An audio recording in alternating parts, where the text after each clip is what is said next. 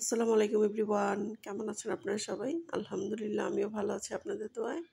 আজকে আমি আপনাদেরকে কিশোরগঞ্জ, নরসিংদী, সিলেট অঞ্চলের একদম সবথেকে মজার আর বিখ্যাত একটা ভর্তালার রেসিপি শেয়ার করব। তো চলুন তাহলে দেখে নিই পুরো ভিডিওটি।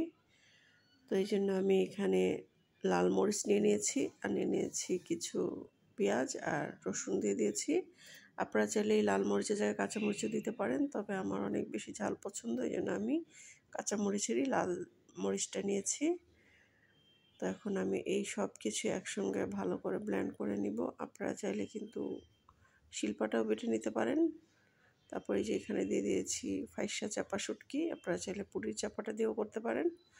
তারপরে যে একদম মিহিকর ব্লেন্ড করে নিয়েছি। তো এখন রান্নায় চলে যাব।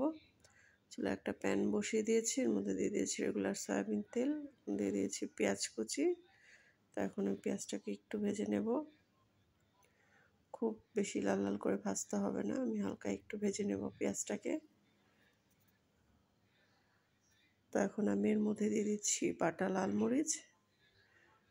তো আমি যেহেতু অনেক বেশি ঝাল খেতে পারি, তাহলে আমি ঝালের পরিমাণটা বেশি দিচ্ছি, আপনারা আপনাদের পছন্দ মতো ঝালটা দিয়ে দিবেন। তারপর দিয়ে দিয়েছি 1 চামচ হলুদের বাটা। তারপর একটু পানি দিয়ে মশলাটাকে খুব ভালো করে কষিয়ে নিব। তারপর দিয়ে দিব স্বাদ মতো লবণ। এরপর মশলাটাকে আরও একটু ভালো করে কষিয়ে নিব। যে দেখতে পাচ্ছেন উপরে একদম তেল চলে আসছে। তো আমাদের মশলাটা কিন্তু কষানো হয়ে গিয়েছে। তো এখন আমি ব্লেন্ড করে রাখা যেই মিশ্রণটা ছিল ওটা দিয়ে দিচ্ছি। এই ভর্তাটা এতটাই মজা আর এত সুন্দর গ্রান, কি বলবো, পুরো বাড়ি আজকে বিল্ডিং খবর হয়ে যাবে যে এই বাড়িতে শুটকি রান্না করা হচ্ছে। এতটাই সুন্দর গ্রান আর এতটাই মজা হয়। আর এটা দিয়ে 1 চামচ হলেই কিন্তু পেট ভরে ভাত খাওয়া যায়। তো আমার মনে হয় যারা ঝাল প্রেমী আছে, ভর্তা পাগল, তাদের জন্য এই ভর্তাটা 1 চামচ হলেই আর কিছু লাগবে না। গরম ভাতের সঙ্গে এটা দিয়ে কিন্তু পেট ভরে ভাত খেয়ে উঠবে।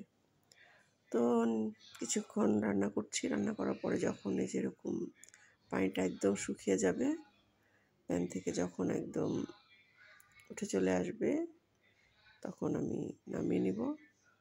তো এই দেখতে পাচ্ছেন একদম শুকিয়ে গিয়েছে, তো একদম প্যান থেকে কিন্তু উঠে যাচ্ছে ভর্তাটা। তো এটাকে আমরা হিদোল্লারা বলি আমাদের অঞ্চলের ভাষায়।